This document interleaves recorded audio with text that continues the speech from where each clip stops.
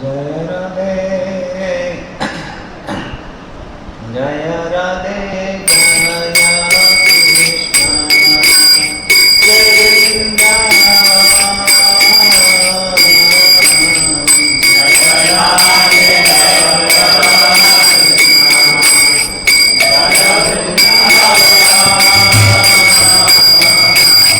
श्री गोविंद गोपीनाथ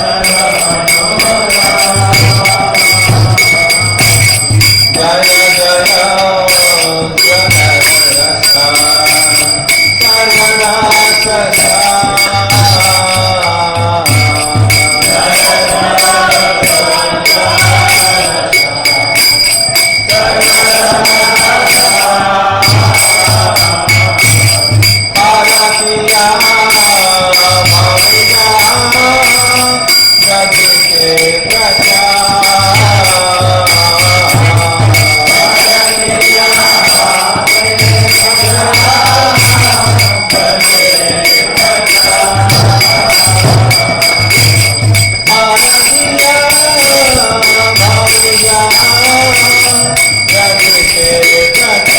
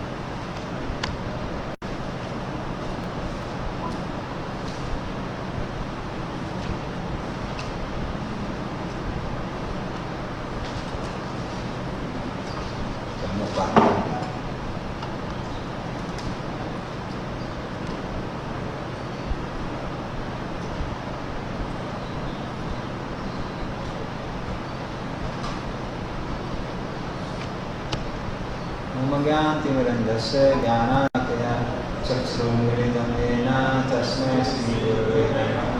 श्रीचैतन्यमनोभीष्टं स्थापितं येन भूतले स्वयं रूपवदामेयं ददाति शापदान्तिकं।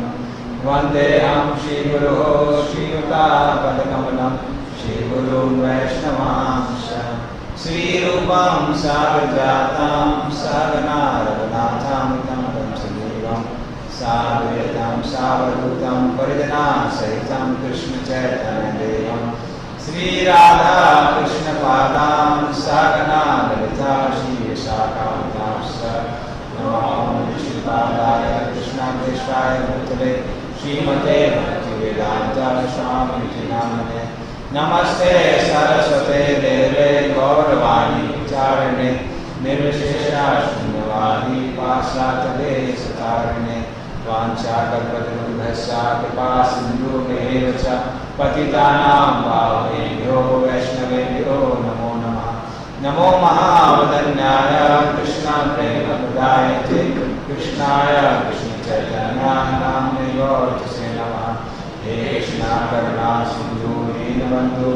प्रपद्ये गोपेशा गोपिका कांता राधा कांता नमस्ते तप्तकांचन गौरांगी राधे वृंदावनेश्वरी वृषभानुसुते देवी प्रणमामि हरिप्रिये नीलाचलनिवासाय नित्याय परमात्मने बलभद्र सुभद्राभ्यां जगन्नाथाय ते नमः।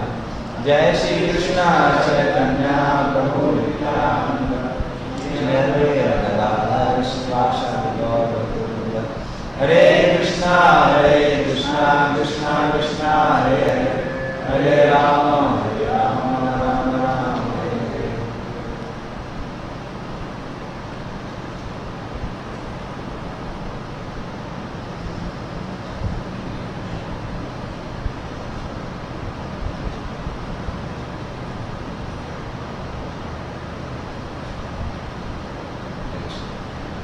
सारे भक्तों से आग्रह करते हैं उनको आशीर्वाद दीजिए ताकि बलराम जी की प्रशंसा में हम कुछ शब्द दे सकें, ख्याति का थोड़ा व्याख्यान कर सकें। तो आज बलराम जयंती का शुभ दिन है। तो ऑलरेडी हमारी ब्रह्म लीला चल रही थी, क्योंकि बलराम जी की जयंती बलराम जयंती को ही भगवान का अरेंजमेंट मंदिर में वही चल रही है, ब्रह्मोत्सव लीला अल्बर्ट रोड भगवान का अरेंजमेंट।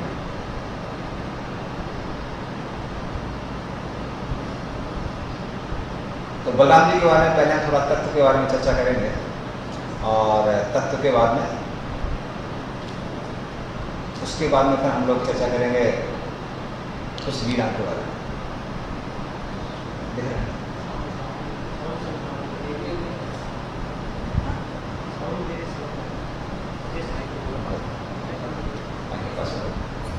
हरे कृष्ण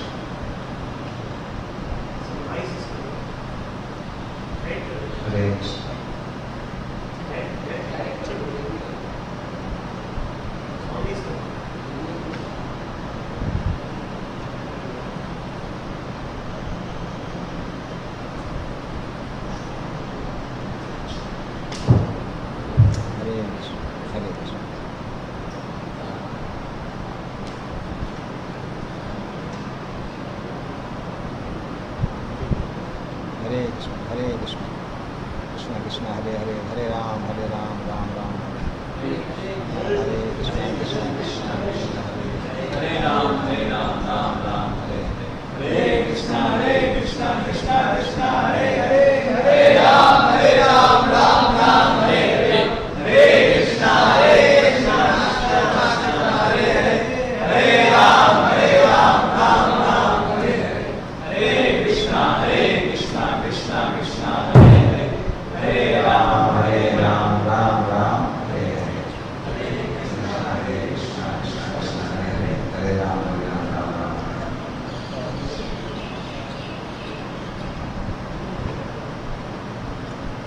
थोड़ा सा प्रधान तत्व के बारे में चर्चा करेंगे। जैसे आप लोग देख सकते हैं,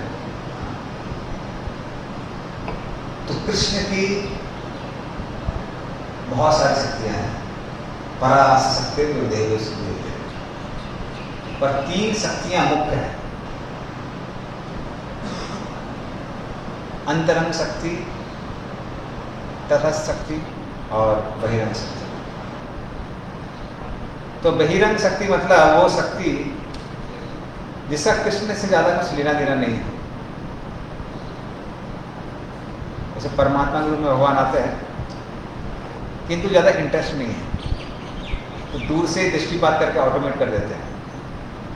तो इसलिए इसको मतलब बाहिर अंग, जो भगवान के अंग के बाहर है। तो ये साधारण तरीका है समझने का। इसलिए संस्कृत के जो शब्द हैं तो उन नामों का महत्व है। बाकी भाषाओं में नाम से और व्यक्तित्व से कुछ लेना देना नहीं होता। तो बहिरंग, तो भौतिक शक्तियां बहिरंग कहलाती हैं। हम सबको पता है 24 तत्व उसमें आते हैं, 24 एलिमेंट्स, 5 ज्ञानेंद्रिया, 5 कर्मेंद्रिया, 5 तन्मात्रा, जिनको इंद्रियों को वैसे कहते हैं। और उसके बाद मन, बुद्धि, अहंकार, पंच महाभूत और चित्त को मिला के 24 हो जाते हैं। तो इस तरह ये 24 तत्व हैं बहिरंग। और भगवान की फिर तटस्थ शक्ति है। तटस्थ शक्ति हम सब लोग हैं। तटस्थ मतलब जो तट में स्थित है। तट जैसे कभी गीला होता है, कभी सूखता है, तो उसी तरह से हम लोग भी कभी बहिरंग शक्ति और कभी अंतरंग शक्ति के अंतर्गत आते हैं, किंतु स्वतंत्र रहना हमारे लिए संभव नहीं है। स्वतंत्रता संभव नहीं है। तो इसलिए जब भगवान बोलते हैं अपरियमितस्तु अन्याम कृत्यमिति में पराम जीवभूत महाभयो ये एकदम भारतीय जगत, तो कहते हैं कि जो ये मेरी शक्ति है जीवभूत, ये अपरियम है। मतलब भौतिक जो शक्तियां हैं उनसे ऊपर है। तुम्हारे आचार्य लोग तुम टिप्पणी लिखते हैं ऊपर है किसके बारे में? मात्र चेतना की वजह से ऊपर है, क्योंकि जीव की चेतना, जीव चेतन है और भौतिक वस्तु अचेतन है, इसलिए जीव ऊपर कहा गया है। किंतु जीव वहां जाता है और फंस जाता है। तो जैसे खासकर हमारे एल्बर्ट और मिंटो पार्क के मंदिर में चूहे बहुत प्रसिद्ध हैं।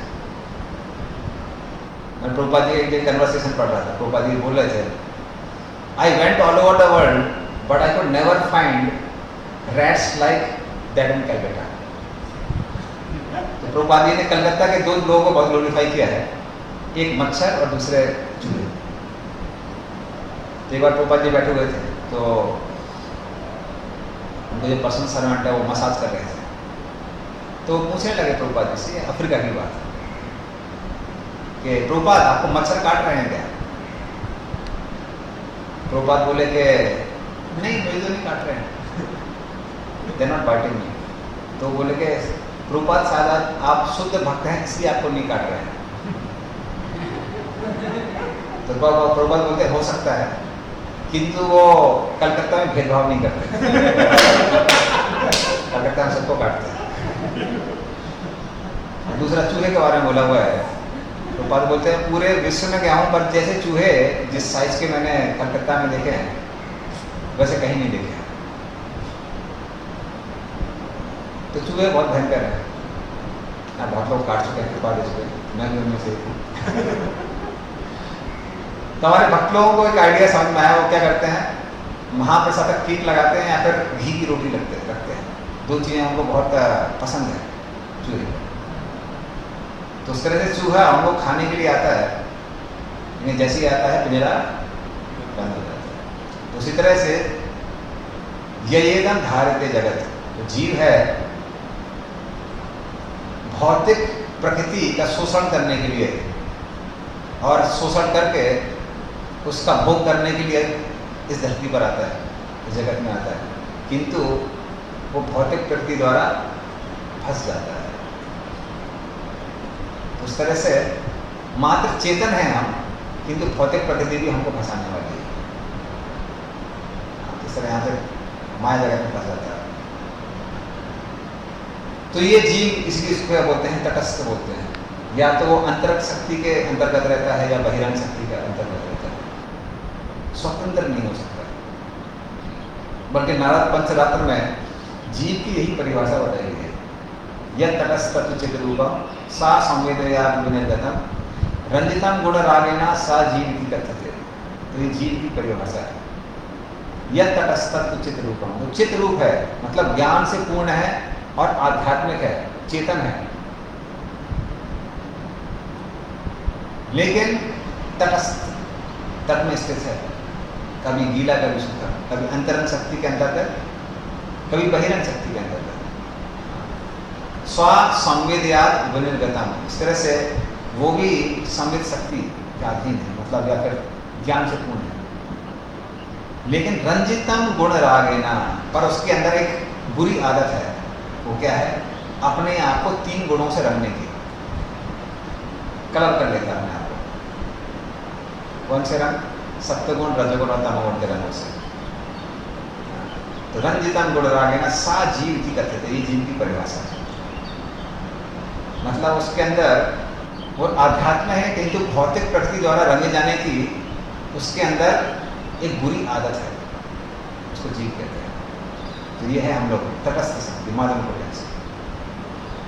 और जो तीसरी मुख्य शक्ति है वो है अंतरंग शक्ति। अंतरंग का मतलब ये अंतर अंग, जो कृष्ण के अंग का ही हिस्सा है, अंतरंग शक्ति। तो क्योंकि कृष्ण भी इन 3 शक्तियों के ही बने हैं, इसलिए इसको अंतरंग कहते हैं। तो ये 3 शक्ति कौन कौन सी हैं? संजनी, लादिनी और समृद्धि। तो संजनी शक्ति मतलब शुद्ध सत्व। तो संजनी शक्ति द्वारा कृष्ण आध्यात्मिक जगत को मेंटेन करते हैं, सब कुछ, अपने पार्षदों को, अपने धाम को, बाकी जो भी पैराफर्नेलिया है वहाँ पर उनका कपड़े, बांसुरी वगैरह सबको मेंटेन किससे करते हैं? संजनी शक्ति द्वारा मेंटेन करते हैं।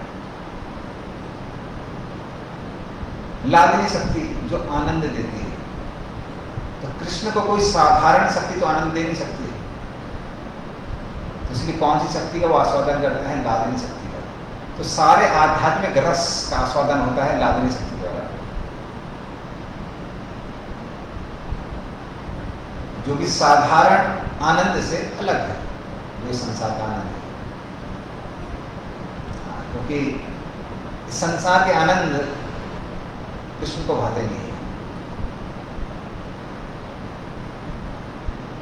और फिर है संवित शक्ति। संवित शक्ति मतलब ज्ञान की शक्ति। ये संवित शक्ति साधारण ज्ञान से अलग है। तो 2 तरह के ज्ञान होते हैं। एक ज्ञान होता है सत्यगुण का ज्ञान, जो इस संसार का ज्ञान है, और दूसरा ज्ञान है आध्यात्मिक ज्ञान। तो शरीर और आत्मा में क्या भेद है, ये ज्ञान कहलाता है सत्यगुणी ज्ञान। किंतु कृष्ण अपने साथ, अपने भक्तों के साथ क्या क्या लीला करते हैं आध्यात्मिक जगत में, ये कहलाता है आध्यात्मिक ज्ञान। तो ये ज्ञान कैसा है? अलग है। तो ब्रह्म, परमात्मा, भगवान, तीनों का ज्ञान ये आध्यात्मिक है, ये संवित शक्ति के अंदर आता है। लेकिन हम भौतिक पदार्थ नहीं है, ये ज्ञान किससे आता है? ये सत्यगुण से आता है कि हम भौतिक पदार्थ नहीं है। तो शादी उदाहरण हमने पहले भी दिया था कि ये ज्ञान मात्र कृष्ण और बलराम की कृपा से ही आता है।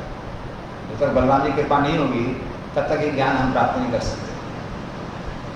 किस तरह से? तो उसके लिए हमारे आचार्यगण उदाहरण देते हैं कि जब तक पिता अपनी लीलाओं के बारे में पुत्र को नहीं बताता, पुत्र को पता नहीं चलता है, चक्रवर्ती पालन होते हैं। उदाहरण के लिए जब मैं अपने छोटा था तो उनका भी घर में गया था, तो उनका छोटा सा बेटा था, तो मैं ऐसे क्लास 8-9 में था, वो और भी छोटा था। तो वो अपने पिताजी के मैरिज एल्बम से को देख रहा था बड़े ध्यान से। आजकल सब सॉफ्ट कॉपी हो गया है, पहले लोग बड़े ग्रंथ की तरह रखते थे मैरिज एल्बम, क्योंकि जीवन में एक ही बार राजा बनने का मौका मिलता है, बार बार नहीं मिलता है, तो बड़े ध्यान से रखते हैं लोग। तो एक एक करके वो भी बड़े ध्यान से फोटो देख रहा था। माता पिता खुश थे कि हमारी शादी के बारे में देख रहा है। और जब पूरी फोटो खत्म हो गई तो उसने एल्बम बंद किया और जोर जोर से रोना चालू किया, हाथ पर पटकना चालू किया। पिताजी बोले, अरे मेरी शादी हुई, तुझे खुशी नहीं हुई? कह रहे खुशी तो तुमको होगी, मुझे क्यों होगी? बोले क्यों? बोले तुमने इतनी बड़ी शादी कर डाली, इतना उत्साह हुआ, और मैं तुम्हारा बेटा हूं, तुमने मुझे बुलाया नहीं। तुम घोड़ी पे बैठे, मुझे तुम्हारी घोड़ी पे बैठना था, घोड़ी पे तुमने बैठने नहीं दिया। तो बाकी रिश्तेदार बोलने लगे, कह रहे कि नहीं, अरे शादी नहीं हुई, तुम कैसे आते हो? समझ में नहीं आ रहा था उसको। तो उस तरह से पुत्र को जब तक पिता अपनी लीला के बारे में नहीं बताता है, पुत्र को समझ में नहीं आता है। उसी तरह से जो ये आध्यात्मिक ज्ञान है, ये कृष्ण और बलराम की कृपा से आता है, संवित शक्ति। अन्यथा ये हमको समझ में नहीं आ सकता। इसलिए बलराम जी की कृपा की बहुत आवश्यकता है। जब तक बलराम की कृपा नहीं होगी, हम आध्यात्मिक विषयों को नहीं समझ सकते। इसलिए जो गुरु हैं, गुरु को बलराम जी का प्रतिनिधि कहते हैं। जब वो विद्या देते हैं तब ये विद्या समझ में आती है। उनकी कृपा के बिना विद्या समझ में नहीं आती। तो इन्हीं संदिनी, लादिनी और संवेद, इन्हीं शक्तियों से हम भी बने हैं। तो संदिनी शक्ति से निकलता है सत्य, लादिनी से आनंद और संवेद से चित्त। तो हम लोग भी इन तीन शक्तियों में बने हैं, संदिनी, संवेद, लादिनी। कृष्ण भी इन्हीं तीनों में बने हैं, संवेद, संदिनी, लादिनी से। तो उस तरह से हम बलराम जी के भी पाठन पा सकते हैं, क्योंकि बलराम जी संवेद शक्ति के अधिष्ठाता देवता है, राधा रानी लादिनी शक्ति की, और कृष्ण स्वयं संदिनी शक्ति को देखते हैं, उसकी देखभाल करते हैं। तो उस तरह से बलराम जी के अंश हैं उस हिसाब से। तो बलराम जी हैं, राधा रानी हैं, कृष्ण हैं। हम भले ही उनको भूल गए हैं, पर हम उनको अपने अस्तित्व से कभी अलग नहीं कर सकते।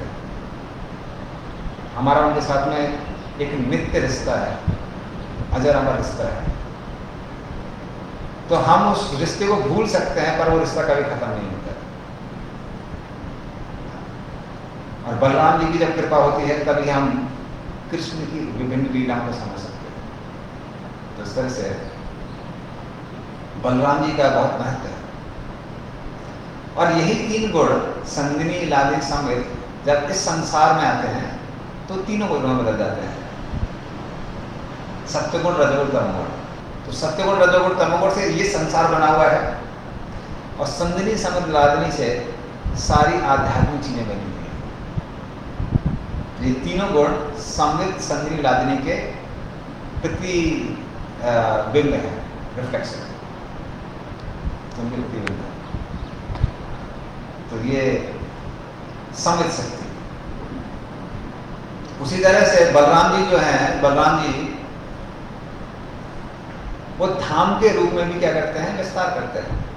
तो गोलोक वृंदावन का जब विवरण आता है, उसमें बताते हैं, सहस्त्र पत्र कमलम गोकुलाख्यम महत्पदम तत्कर्णिकारं तद्धाम तत् अनंताम से संभवम। तो सहस्त्र पत्र कमलम, हजारों पंखुड़ियों वाला जो ये कमल है, गोकुलाख्य महत्पदम, ये गोकुल धाम है जो सबसे बड़ा पद है, या फिर वहां पर सबसे बड़ा घर है, किसका? नंद महाराज का। तो 2 BHK 4 BHK बंगला आजकल लोग ऑक्युपाई कर सकते हैं, या फिर पुराने जमाने में लोग बड़े बड़े वो हुआ करते थे, महल।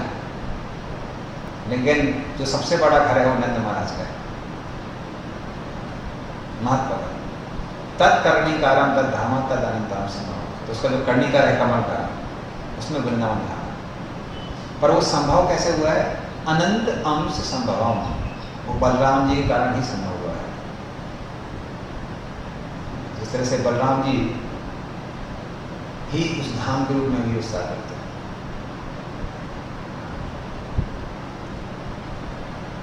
और कृष्ण और बलराम में कोई अंतर नहीं है। कृष्ण के पहले विस्तार हैं बलराम, किंतु वो सेवक भगवान है, कृष्ण की सेवा करते हैं। इसलिए कृष्ण की सेवा के लिए सारे अरेंजमेंट करते रहते हैं, और वो 5 रसों में विस्तार करते हैं। तो राधा रानी की छोटी बहन बन के आते हैं अनंग मंदिरी, तो माधुर्य रस में है।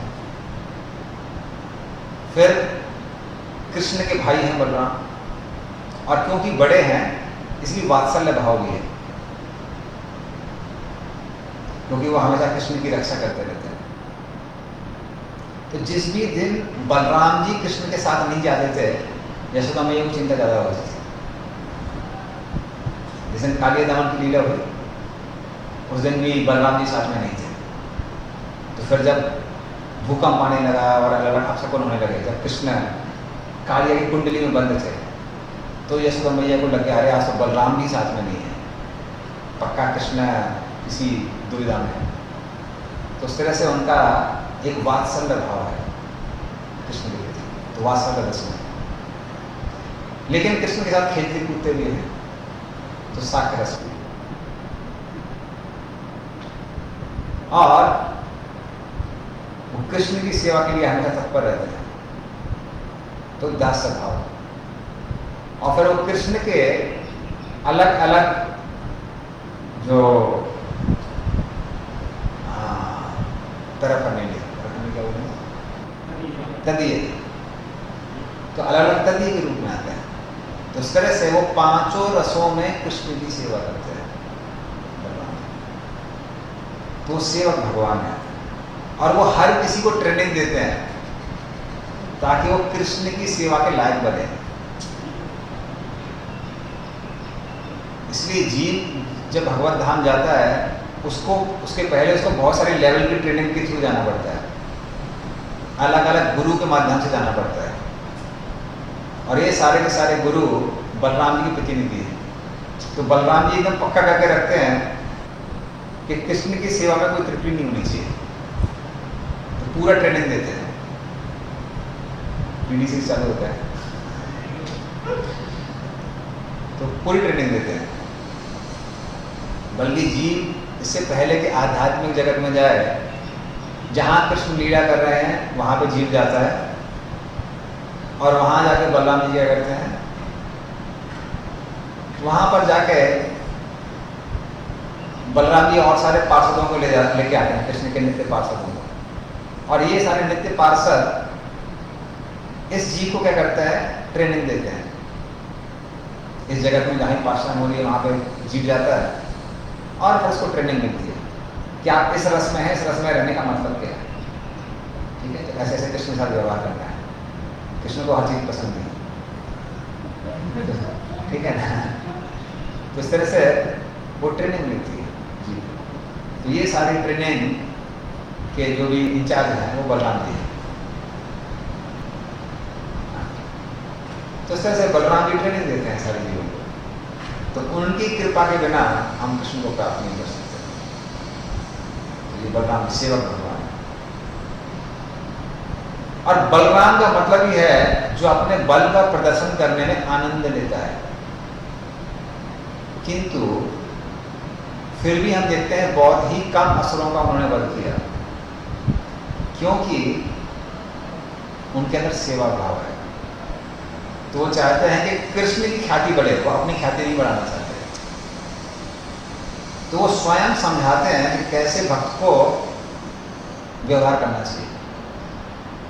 तो सेवा के लिए हमें तत्पर रहना चाहिए, पर सेवा से जो ख्याति मिलती है उसके लिए तत्पर नहीं रहना चाहिए। Do the service, remain in background. तो ये बलराम जी सिखाते हैं।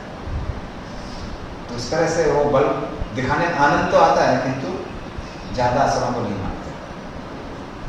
उन्हीं असुरों को मारते हैं जो बलराम जी के द्वारा मारे जाने वाले हैं। मतलब पहले से उनको बोला कि बलराम जी ही उनको मारेंगे। तो जैसा कि आपको याद होगा कि हमने पहले भी क्लास में बताया था कि कृष्ण 3 कारणों से जगत में आते हैं। परित्राणाय साधूनाम, तो जो भक्त हैं, वैसे साधु लोग ऑलरेडी डिलीवर्ड है, तो किस चीज से डिलीवर करते हैं, किससे त्राणाय करते हैं? कृष्ण की प्रति जो उनकी विरह है, उस विरह को दूर करते हैं कृष्ण। उस तरह बलराम जी भी जो उनके भक्त हैं, जो उनसे उनका दर्शन लेना चाहते हैं, उनका विरह दूर करने के लिए बलराम जी जाते हैं। कृष्ण बलराम दोनों ही इस पर्पस से आते हैं, क्योंकि वो जो रोल है वो कोई और अदा नहीं कर सकता। तो ऐसा नहीं है कोई भक्त चला गया थोड़ा नाम मेकअप वगैरह करके तो उनका विरह दूर हो जाएगा। तो कृष्ण बलराम उसके लिए आते हैं, पहला कारण। दूसरा, विनाशाय च दुष्कृताम, तो उसको भी काली माता कर सकती हैं। वो तो स्वयं भौतिक प्रकृति हैं, उनके लिए बहुत मुश्किल नहीं है। तो फिर भगवान किस लिए आते हैं? कृष्ण और बलराम उन असुरों को मारने के लिए आते हैं जिनको श्राप मिला हुआ है वो कृष्ण बलराम द्वारा ही मारे जाएंगे।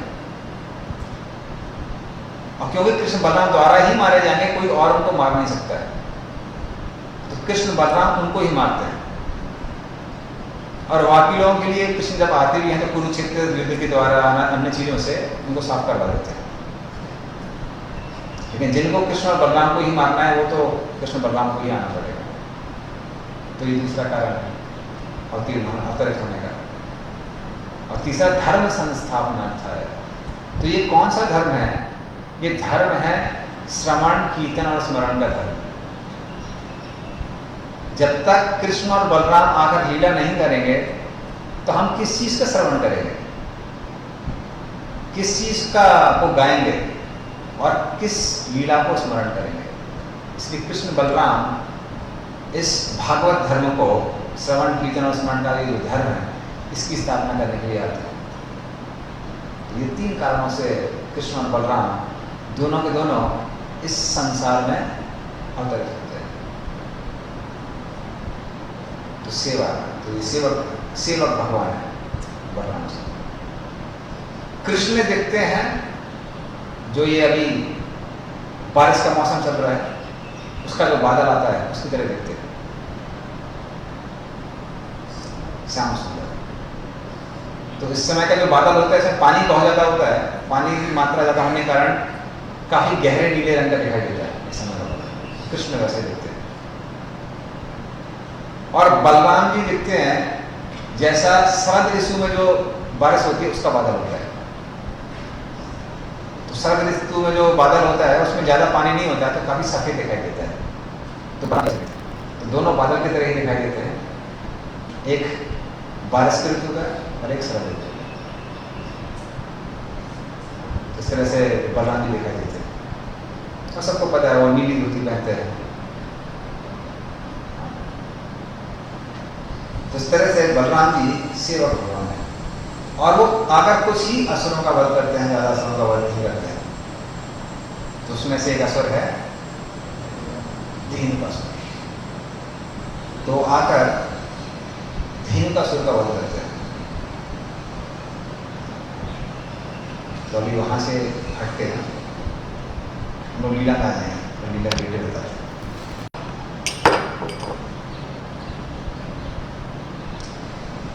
तो सबको पता है धेनुकासुर।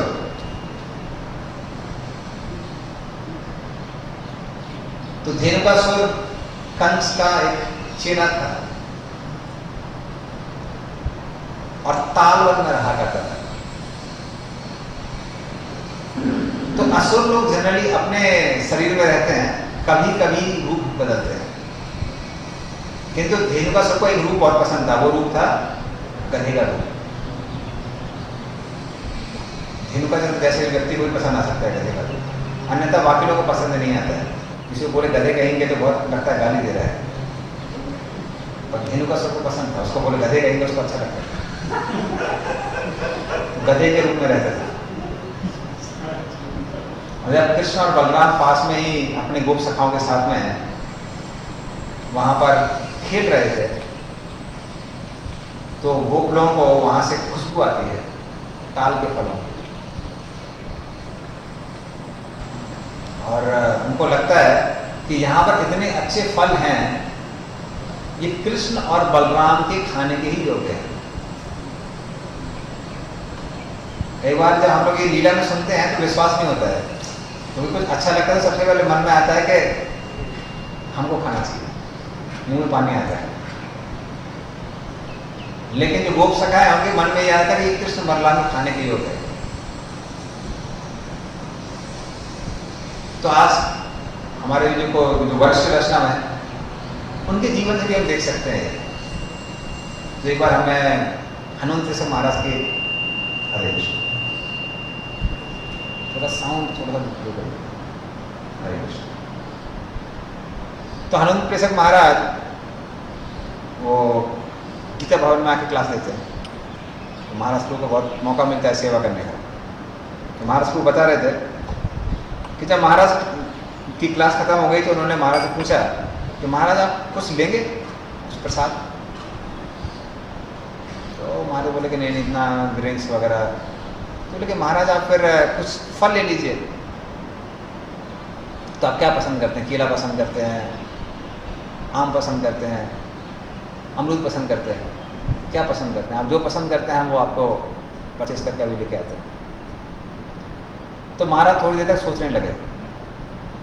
महाराज बोले at this point of time Maharaj I just can't think of sense gratification. बोले कि अभी अभी मैं इंद्रिय तृप्ति के बारे में सोच नहीं सकता, क्या करूं, समझ में नहीं आ रहा क्या करना चाहिए। तो महाराज को तुरंत दिमाग चला और वो बोले कि महाराज आपके लिए नहीं, जो हमारे विग्रह हैं तो डिटीज के लिए कुछ ला सकते हैं, कह रहे हैं। हाँ उनके लिए ला सकते हैं।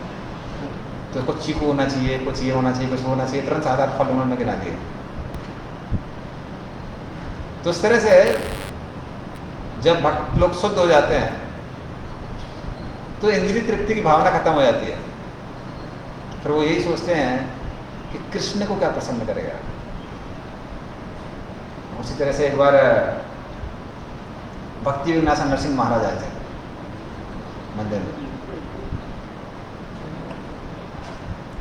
तो नरसिंह महाराज प्रसाद ले रहे थे और बलराम गोविंद उनको उनकी सेवा कर रहे थे। तो उनके सामने प्रसाद रखा। महाराज बोलेंगे दाल कहाँ है? तो उस दिन दाल नहीं बनी थी, कढ़ी बनी थी। तो वो समझाने लगे महाराज दाल नहीं है, कढ़ी है। वो कढ़ी जो है वो दाल का अल्टरनेटिव है। महाराज बोले मैं भी इंडिया में बहुत रहा हूँ, मुझे भी पता है, तो कोई नई इन्फॉर्मेशन नहीं है हमारे लिए, मुझे दाल चाहिए। तो वो गए किचन में, यहाँ वहाँ ढूंढा, बोले दाल तो बनी नहीं है।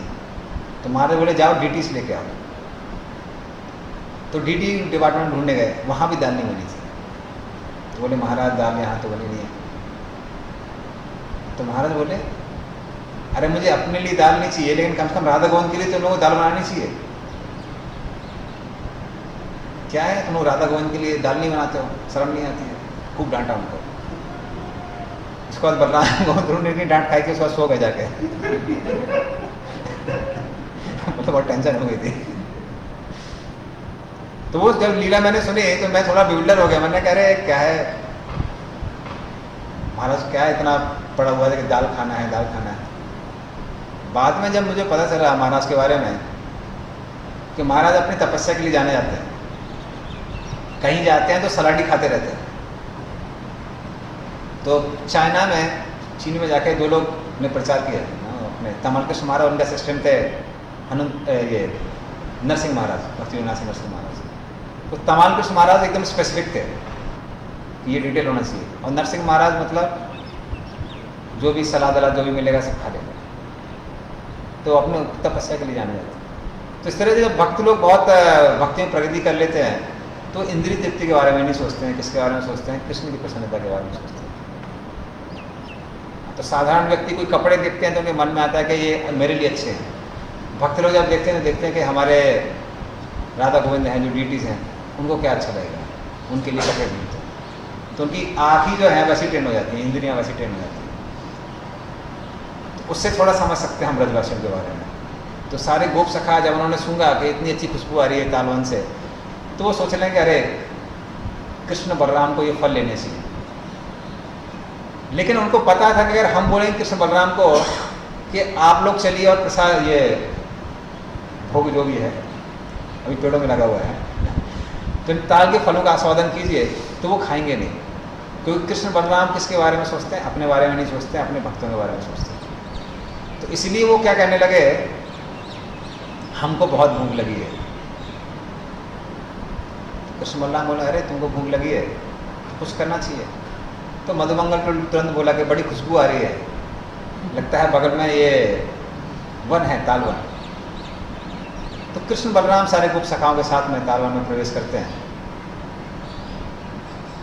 और जब वो लोग देखते हैं कि पेड़ बड़े ऊंचे ऊंचे हैं, तो हमारे भी पेड़ लगे हैं। तो बोले पेड़ बड़े ऊंचे ऊंचे हैं और फल इतना दूर हैं, तो उनको हम खाएंगे कैसे, चढ़ेंगे कैसे? तो बलराम जी बोले हमको चढ़ने की जरूरत नहीं है, हम फलों को नीचे लेके आते हैं। तो आप ऊपर क्यों जाएंगे, फलों को नीचे आना चाहिए। तो तुरंत बलराम जी क्या करते हैं, वहां पर पेड़ों को हिलाना चालू करते हैं, और जब ताल के फल नीचे गिरते हैं, काफी बड़ा फल होता है, देखा जाए तो जब फल वो नीचे गिरते हैं तो बहुत ध्वनि उत्पन्न होती है, और उस ध्वनि के कारण वहां पर जो धेनुकासुर अभी खा पी के आराम कर रहा था, वो जाग जाता है। और जैसे ही वो जागता है, जाग के सीधे बलराम जी के सामने आता है, और बलराम जी उसको देखते हैं, बोलते गधा है। तो वाकई में गधा था, गधे की तरह हरकतें करने लगा। तुरंत वो पीछे मुड़ा और बलराम जी को दुलत्ती मारी। तो गधे की दुलत्ती बहुत भयंकर होती है, अच्छे अच्छे बेहोश हो जाते हैं। इसलिए अगर गधे के साथ में अगर गधा गुस्सा हो जाता है, गधे के सामने रहना चाहिए, पीछे नहीं रहना चाहिए। दुलत्ती बहुत भयंकर मारता है। तो उस तरह से उसने दुलत्ती मारी, लेकिन बलराम जी हिले भी नहीं, एक पहाड़ की तरह वहां खड़े रहे। फिर उसको गुस्सा आया, बोला अरे दुलत्ती का असर नहीं हुआ। फिर पीछे उठा और पूरी ताकत के साथ उस बार फिर से दुलत्ती मारी। और तुरंत बलराम जी ने क्या किया, इससे पहले कि उनको लगे, उन्होंने उसके पैर पकड़े, दोनों पैर जोर जोर से ऊपर घुमाया, और वहां पर जो सबसे ऊंचा ताल वृक्ष था उसके ऊपर फेंक दिया। तो उससे क्या हुआ, वहां पे और भी जो पेड़ थे, और भी पेड़ गिर पड़े, और जब पेड़ गिरेंगे तो ताल के फल नीचे गिरेंगे। सारे वो सखा खुश हो गए, वाह हाँ, इतने सारे होलसेल में फल मिल रहे हैं। और फिर वो धेनुकासुर उठा, मरा नहीं चाहता, और जोर से बलराम जी पर सामने से प्रहार किया। बोला दुलत्ती काम नहीं कर रही है, पकड़ लेते हैं, बहुत एक्सपर्ट है। तो सामने से प्रहार किया, और बलदेव जी 1 योजन पीछे चले गए। 1 योजन मतलब 8 मील, 8 मील पीछे चले गए बलराम जी। लेकिन फिर से वो बलराम जी को मारने के लिए आया, तो बलराम जी ने उसको फिर से पकड़ा, उसकी दुलत्ती पकड़ी, और जोर से उसके सर को जमीन पे देर मारा। लेकिन अभी भी धेनुकासुर मरा नहीं। तुरंत उठा और अपने सर पे 4 सींग प्रकट कर लिए। तो गधे के सर पे सींग नहीं होते, नहीं होते, लेकिन 4 सींग आ गए, 2 इधर 2 उधर। तो उस तरह से वो 4 सींग दिखाने लगा। और फिर उसने सोचा कि बलराम तो बहुत शक्तिशाली हैं, तो गोपों के ऊपर हमला करने लगा, सारे गोप सखाओं पर। लेकिन गोप सखा भी कम नहीं है। उन्होंने बोला ठीक है, ज़्यादा मौका मिलता नहीं है हाथापाई करने का इन असुरों के साथ में, कृष्ण फटाफट वध कर देते हैं, बलराम जी थोड़ा मौका दे रहे हैं। तो वो सब मिलके धेनुकासुर पे प्रहार करते हैं इस बार। तो कभी कभी मौका मिलता है। हमारे भक्त लोग भी हैं, बोला जाता है सत्वगुण में रहना चाहिए। तो जो थोड़े से क्षत्रिय भाव वाले हैं, बड़े दुखी रहते हैं कई बार इस पल में। वो मौका ढूंढते रहते हैं, कोई मौका मिले, कोई चोर आए, छक्का है, गुंडा है, थोड़ा सा मौका मिलेगा तो कुछ करेंगे। एक बार एक भक्त थे, वो वियतनाम वॉर में युद्ध करके आए थे। सिर्फ युद्ध करके नहीं आए थे, वाकई में क्षत्रिय भाव था। लेकिन भक्तों ने प्रचार किया, भक्त बन गए, और फिर उनको बोला जाता है कि नम्र रहना चाहिए, तृणादि सुनी चाहिए, तरोरा पे सहिष्णु। तो बड़े टेंशन में रहते थे कि इच्छाएं पूरी नहीं हो रही हैं। तो उस मंदिर में एक बार की बात है कि वहाँ पर, जहाँ उस मंदिर में ही पास में कुछ गुंडे रहा करते थे जिनका नाम था हेल एंजल्स। हेल एंजल से आप समझ सकते हैं, नरक के फरिश्ते। मतलब उनकी साथ इच्छा होगी कि यमदूत बने, पुण्य नहीं था यमदूत बनने का, तो फिर गुंडे मावली बन गए। उन्होंने अपना नाम रख लिया हेल एंजल्स। और वो कभी भी किसी का मारपीट करना, ये सब उनका नित्य धर्म था। तो भक्त लोग जब सो रहे थे, मंदिर कम था, छोटा था, और भक्त बहुत ज़्यादा थे, तो किसी तरह से वो टेम्पल हॉल में ही सो रहे थे भक्त लोग। और ये हेल एंजल्स थे 3-4 लोग, ये अपनी बाइक में आए, सीधे जाके दरवाजे प्रहार किया फुल स्पीड, दरवाज़ा टूट गया और फिर भक्तों के बीच में आके उनकी बाइक आके गिरी। तो इस तरह से चारों लोगों ने धूम धूम करके वहाँ प्रवेश किया और भक्तों को परेशान करना चालू किया। सारे भक्त लोग डरने लगे और सारे भक्त बड़े भयभीत थे, दुखी थे। ये भक्त बहुत प्रसन्न था, तुरंत उसने भगवान को प्रणाम किया, थैंक यू कृष्णा। सारे भक्तों को बोला आप लोग सब जाइए साइड में, वो जो बगल वाला रूम है उसमें बैठिए, उसमें खड़े हो जाइए जाके। करे अभी हमको सेवा का मौका मिला। और तुरंत वहां पे एक स्टील की रॉड उठाई और दे दनादन ऐसी धुनाई की सारे हेल एंजल्स की, उनको नरक के दर्शन हो गए। तो इस तरह से भक्तों को बहुत कम मौका मिलता है। तो गोप सखाओं को भी अभी मौका मिला था, कुछ करना चाहिए। जब धेनुकासुर उन पर अटैक करता है तो सब एक साथ धेनुकासुर पर प्रहार करते हैं। श्रीदामा अपनी लकड़ी लाते हैं, तो लकड़ी का पहले कभी इस्तेमाल किया नहीं था। तो गाय तो वैसे ही बहुत ज़्यादा, वृंदावन की गाय बहुत ज़्यादा आज्ञाकारी हैं, तो बोला गाय को नहीं मार पाए, गधे को ही मारते हैं। तो उसको गधे को उससे पीटना चालू किया। सुबल ने अपने बल का प्रदर्शन करना चालू किया, उसको मुक्का मारा, मुक्के मारने चालू किए। अर्जुन जो गोप हैं उनके पास कुछ और था, छिपड़ कहते हैं उसको, तो छिपड़ से उससे प्रहार किया। फिर एक और जो गोप था उसने लात मारना चालू किया। सब ने अपने अपने जो इच्छाएं थी, सब ने अपने अपनी इच्छाएं पूरी करनी चालू की। वहाँ पे एक एक करके सब ने उसको प्रहास करना चालू किया।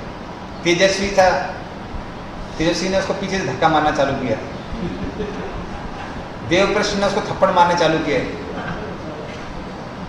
वरुण के पास में गेंद थी, तो गेंद से ही इसको धमाधम मारना चालू किया। तो सब इस तरह से एक एक करके उसमें प्रहार कर रहे थे।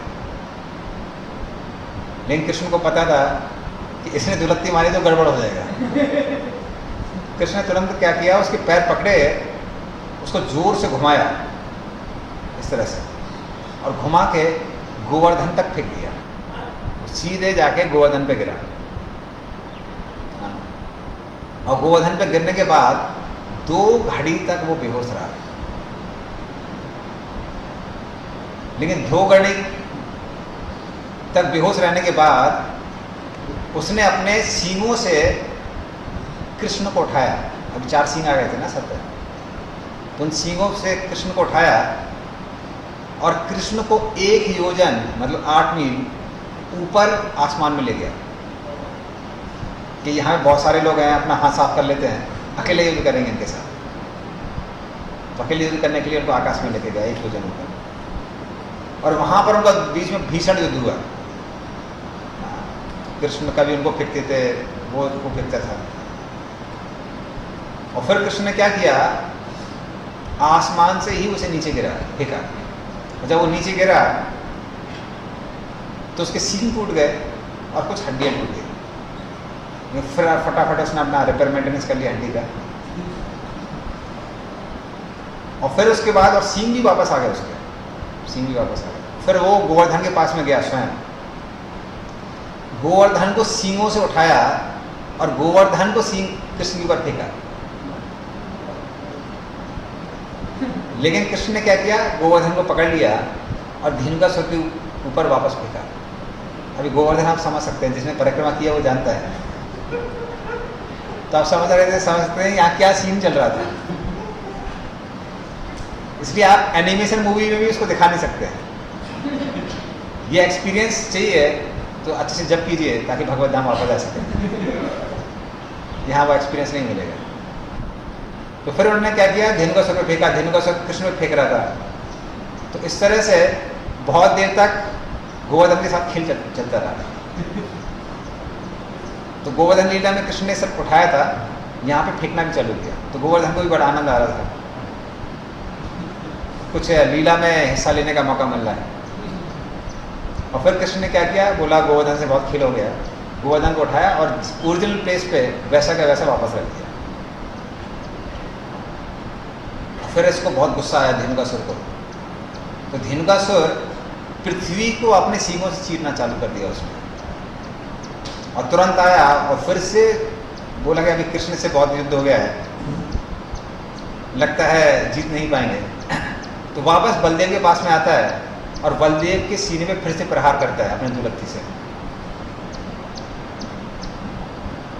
लेकिन इससे पहले कि वो उनको जाके लगे, बलदेव उसको पकड़ लेते हैं, जोर से घुमाते हैं और फिर जमीन पे दे मारते हैं। उससे इतना ज्यादा आवाज होती है कि पूरे ब्रह्मांड में वो आवाज फैल जाती है। और फिर बलदेव क्या करते हैं, जोर से उसको मुक्का मारते हैं और उस मुक्के के प्रहार से धेनुकासुर के प्राण पक्षी उड़ जाते हैं। बलराम जी की, रावली महाराज की। फिर क्या होता है, फिर धेनुकासुर के अन्य दोस्त जो थे वो अलग अलग रंग के साथ में, अलग अलग, कोई हरा था, कोई पीला था, कोई नीला था, गुलाबी था, काफ़ी कलरफुल थे सबके सब। तो सबके सब एक एक करके आते हैं और कृष्ण बलराम पर हमला करने लगते हैं। और कृष्ण बलराम उनको, उनकी दुलत्ती पकड़ते हैं, तो वो भी गधे ही थे, दुलत्ती ही मार रहे थे, लेकिन तुरंत वो सबकी दुलत्ती पकड़ते हैं और जोर जोर से उनको यूँ घुमा के अलग अलग ताल वृक्षों पे फेंकने लगते हैं। और जब वो ताल वृक्षों के ऊपर इस तरह से लदे हुए थे तो ऐसा लग रहा था कि आसमान में अलग अलग रंग के बादल हैं, अलग अलग रंग के बादल जैसे दिखाई दे रहे थे।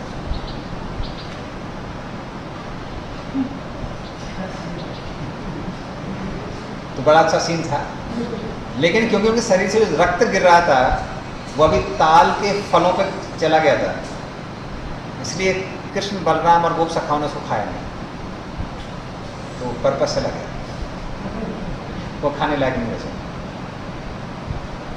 और इस तरह से धेनुकासुर ने फिर श्याम वर्ण धारण किया और गोलोक वृंदावन वापस आ गया। कृष्ण बलराम की। तो इस तरह से धेनुकासुर का उद्धार हुआ। और यहाँ भी बहुलाशजनक नारद मुनि से प्रश्न पूछते हैं, कहते हैं कि उसके पूर्व जन्म के बारे में थोड़ा बताइए। तो नारद मुनि उसके पूर्व जन्म के बारे में बताते हैं गर्ग संहिता में। कहते हैं कि बलि महाराज जो कि प्रहलाद महाराज के पौत्र हैं, उनका एक पुत्र था जिसका नाम था साहसिक। और साहसिक होने के कारण बहुत साहस भी था। तो एक बार वो 10,000 स्त्रियों के साथ में गंधमादन पर्वत पे जाता है और वहां पर अलग अलग बाजे बजाने लगता है ताकि स्त्रियों का एंटरटेनमेंट हो सके। इस तरह सबको एंटरटेन कर रहा था। और खासकर स्त्रियों को म्यूजिक बहुत पसंद आता है, तो उनको एंटरटेन कर रहा था। तो जो 10,000 स्त्रियां थी उनको बड़ा पसंद आ रहा था उसका म्यूजिक, पर एक व्यक्ति वहां पे था जिसको उसका म्यूजिक पसंद नहीं आया, और वो थे दुर्वासा मुनि। दुर्वासा मुनि गंधमादन पर्वत पे तपस्या कर रहे थे। बोले ये कौन ना व्यक्ति आ गया और बाजा बजा बजा के हमारी तपस्या भंग करने का प्रयास कर रहा है। तो उनको बड़ा क्रोध आया। तो उनको तुरंत क्रोध आया और बोला गधे कहेंगे,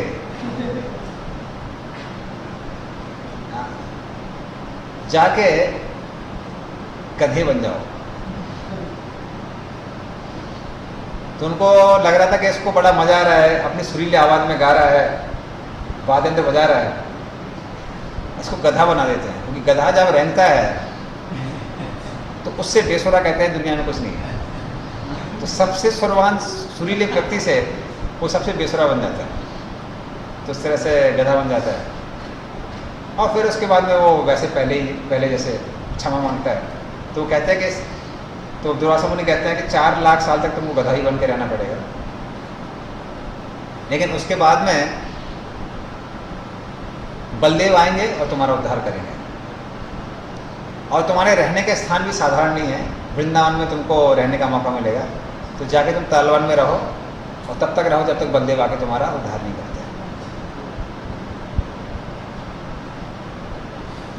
तो बलदेव उद्धार क्यों करेंगे?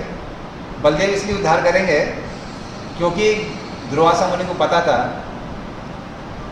कि मैं अपने वचन द्वारा कृष्ण के वचनों को भंग नहीं करना चाहता हूँ। तो कृष्ण ने प्रहलाद महाराज को बोला था कि आपके जो भी वंशज हैं हम किसी को नहीं मारेंगे।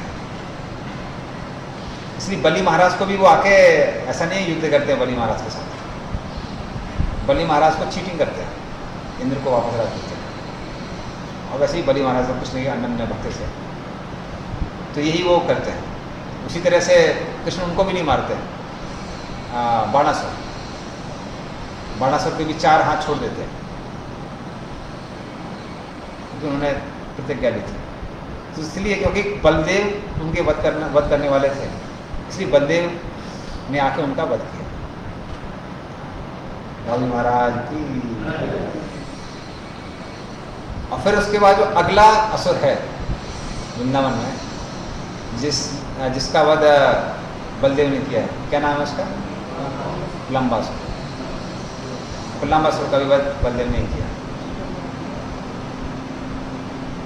तो भांडीर वन में जब गोप सखा लोग खेल रहे थे, तो सबको पता है भांडीर वन में इतना बड़ा वृक्ष है कि यमुना जी पहले बहुत चौड़ी थी। अभी सोच सकते हैं 10 स्वादित जो टीला है अपना ये मदन मोहन मंदिर का, वहां तक यमुना जी थी और दूर दूर तक ऐसी लगती थी मान लीजिए समुद्र, बहुत चौड़ी थी। अभी जो परिक्रमा मार्ग है वो पहले यमुना जी का ही वहां से बहती थी, वो अभी परिक्रमा मार्ग है। तो यमुना जी इतना ज़्यादा थी। और यमुना जो ये भांडीर का जो वृक्ष था, भांडीर वन में जो वृक्ष था, ये इतना विशाल था कि यमुना के इस छोर से लेके उस छोर तक लेके जाता था। और गोप सखा लोग इस वृक्ष पे चढ़ के कभी कभी यमुना को पार भी करते थे। तो ये कृष्ण और बलराम के खेलने के लिए बहुत अच्छी जगह थी। आज भी आप भांडीर वन में जाएंगे तो कोई ना कोई बच्चे पकड़ ही लेते हैं, बहुत बच्चे रहते हैं। और वहाँ पर जाके वो एक गेम खेलने लगे जिसका नाम था वाह्य वाहन। वाह्य वाहन का मतलब है कौन किसको बहन करेगा। तो एक व्यक्ति घोड़ा बनेगा, दूसरा व्यक्ति उसको बहन करेगा, पर कौन किसको बहन करेगा उसके लिए वो लोग रस्साकसी खेलने लगे। तो कृष्ण की टीम बनी, बलराम की टीम बनी। अब उसी समय वहाँ पर एक असुर आया जिसका नाम था लंबासुर। प्रलंबा जब वहाँ पर आता है तो प्रलंबा सोचता है कि वृंदावन की जो हिस्ट्री है वो कंस के लिए बहुत ज़्यादा शुभजनक नहीं है। कंस ने इतने सारे खिलौने अपने भांजे के लिए भेजे, एक गुड़िया भेजी पूतना, सांप भेजा अगासुर, तो बहुत सारे खिलौने भेजे, लेकिन भांजे को पसंद नहीं आया, सब तोड़ के फेंक दिए। तो मैं भी अगला खिलौना नहीं बनना चाहता हूँ। तो कृष्ण को सीधे सीधे नहीं मारेंगे, क्या करेंगे, बलदेव को यदि मारते हैं या कैप्चर कर लेते हैं तो फिर कृष्ण बाध्य हो जाएंगे और फिर पॉलिटिक्स के थ्रू कृष्ण को मारेंगे। ऐसे नहीं मारेंगे, आराम से नहीं मारेंगे। तो काफ़ी पॉलिटिकल प्लान था उसका। तो ऐसा पूरा पॉलिटिकल प्लान बना के वो वहाँ पर एक गोप सखा का वेश धारण करता है और इस खेल में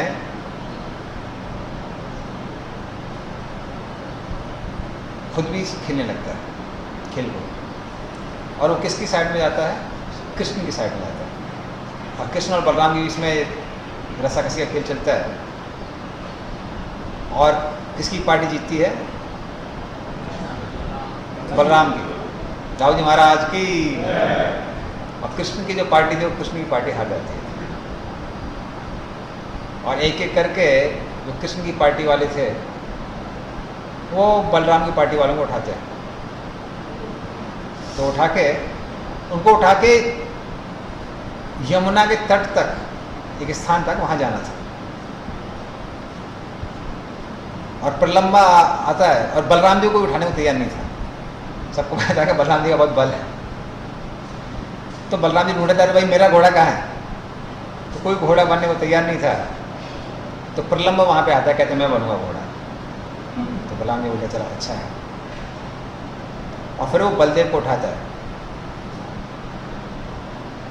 और उठा के वो दौड़ने लगता है। तो जिस स्थान तक लेके जाना था वहाँ तक तो दौड़ते हुए जाता है, उसके आगे भी दौड़ता है। बलराम जी बोलते हैं कि ठीक है, खेल खत्म हो गया, यहाँ पे छोड़ दो अभी। तो दौड़ता जाता है। बोले तुमको खेल में बड़ा मजा आ रहा है, अभी रुक जाना चाहिए। पर रुक नहीं रहा था, भागता जा रहा था, भागता जा रहा था, भागता जा रहा था। अभी घनघोर वन आ गया। तो उसका प्लान था कि बलदेव को मथुरा लेके जाएगा, कंस के पास, और फिर वहाँ पे बलदेव को कैप्चर करेंगे और फिर कुछ कुछ करके पॉलिटिक्स करके फिर कृष्ण को मारेंगे। तो बड़ा लंबा प्लान था उसका। तो इस तरह से वो मथुरा की ओर जा रहा था कृष्ण को बलराम जी को लेकर। और कुछ समय तक जब घनघोर जंगल आने लगता है, बलराम जी जो कि एक साधारण गोप सखा के मूड में थे, तो वो डर जाते हैं। और बलराम जी जोर जोर से वहां पे आवाज लगाने लगते हैं, कृष्ण कहां पर हो?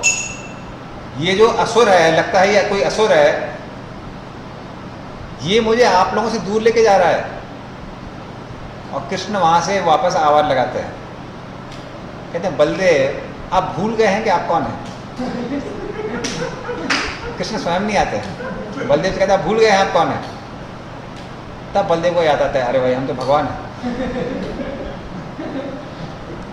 और तुरंत बलदेव क्या करते हैं, अपना भार बढ़ाना चालू करते हैं। और बलदेव अब इतने भारी हो जाते हैं कि मान लीजिए मेरू पर्वत है। तो अभी तक जो प्रलंबा अपना बल दिखा रहा था और बलदेव को लेके जा रहा था, अभी उसकी स्पीड कम होना चालू होती है क्योंकि भार बहुत बढ़ गया था। और जब परेशानी आती है तो अपना स्वभाव प्रकट हो जाता है। उसी तरह से प्रलंबासुर का भी स्वभाव प्रकट होता है और एक बड़े से दैत्य के रूप में वो नजर आता है।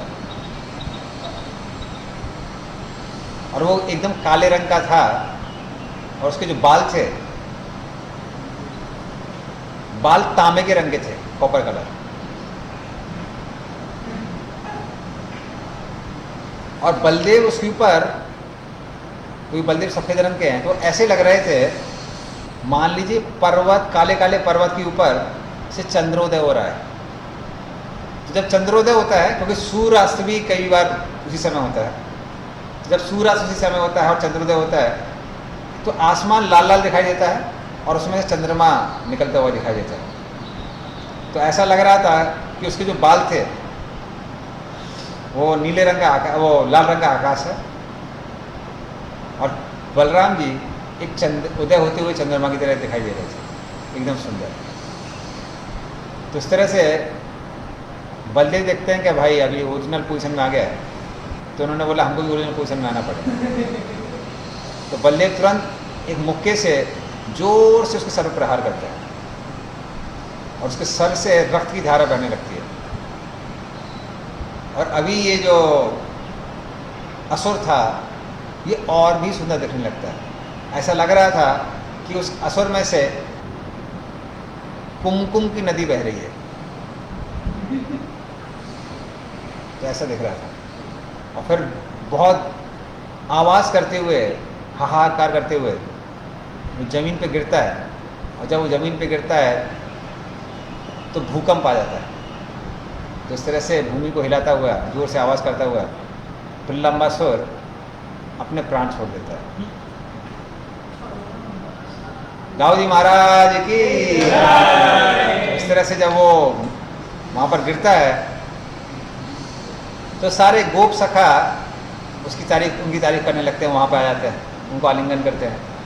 और देवतागण तो खड़े ही थे पहले से फूल लेके, तो फूल बरसाने लगते हैं, बलराम जी प्रशंसा करने लगते हैं, अप्सराएं नाचने लगती हैं, गंधर्व लोग वाद्य यंत्र बजाने लगते हैं। तो ये सुन के फिर से बहुलास्मन जनक के मन में प्रश्न आता है और वो नारद मुनि से पूछते हैं, इसके पूर्व जन्म के बारे में बताइए। तो नारद मुनि फिर उसके पूर्व जन्म के बारे में बताते हैं। कहते हैं कुबेर जो कि भगवान शिव के एक महान भक्त हैं, उनका एक उद्यान है जिसका नाम है चैत्र रथ। चित्र रथ ने बनाया होगा जो भी कारण, तो उसके लिए उसको उद्यान का नाम है चैत्र रथ। तो ये जो चैत्र रथ नाम का जो उद्यान है, उसमें बहुत अलग अलग पुष्प थे और कुबेर डेली उसको चुन के उसके द्वारा शिव जी की पूजा किया करते थे। लेकिन वो देखने लगे कि कोई भी आता है पब्लिक प्रॉपर्टी समझ के यहाँ से अच्छे से पुष्प चुन के चला जाता है। हमारे खेत में होता है, हमने अपने गाय के लिए घास उगाई, बाकी गाय खाती रहती है। तो वो भी आके चुन जाते थे लोग। तो कुबेर जी को अच्छा नहीं लगा। कुबेर ने क्या किया, यक्षों को वहाँ खड़ा किया कि कोई भी अंदर नहीं आना चाहिए। लेकिन उनको समझ में आया कि यक्ष लोग ही गायब कर देते हैं इतने सुंदर सुंदर जो पुष्प, रक्षक भक्षक बन गए। तो जिसको गार्ड बनाया वही गड़बड़ करने लगे। तो उस तरह से उन्होंने ऐसा देखा। तो जब उन्होंने देखा कि कोई मनुष्य आके ले जाता है, देवता के ले जाता है, यक्षी उठा के लेके चले जाते हैं, तो उनको बहुत गुस्सा आया। तो तुरंत उन्होंने श्राप दिया कि जो भी यहाँ से एक भी पुष्प उठाएगा वो दैत्य बन जाएगा, और उसको ढिंढोरा सब जगह पिटा दिया। तो लोग डर के मारे फिर वहाँ पे नहीं आते थे कि दैत्य बनना पड़ेगा। खैर दैत्य लोग आ सकते थे, लेकिन दैत्य लोग आए नहीं। लेकिन उसमें से एक यक्ष था जिसका नाम था हुहू। हुहू की अलग कथा भी आती है। और हुहू का एक बेटा था जिसका नाम था विजय।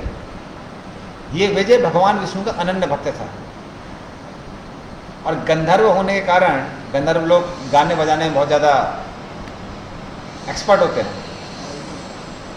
तो इस तरह से वाद्य यंत्रों को बजाता हुआ भगवान विष्णु के अलग अलग नाम रूप गुण लीला का वर्णन करता हुआ पूरे संसार में विचरण किया करता था। तो बहुत बड़ा वैष्णव था ये विजय।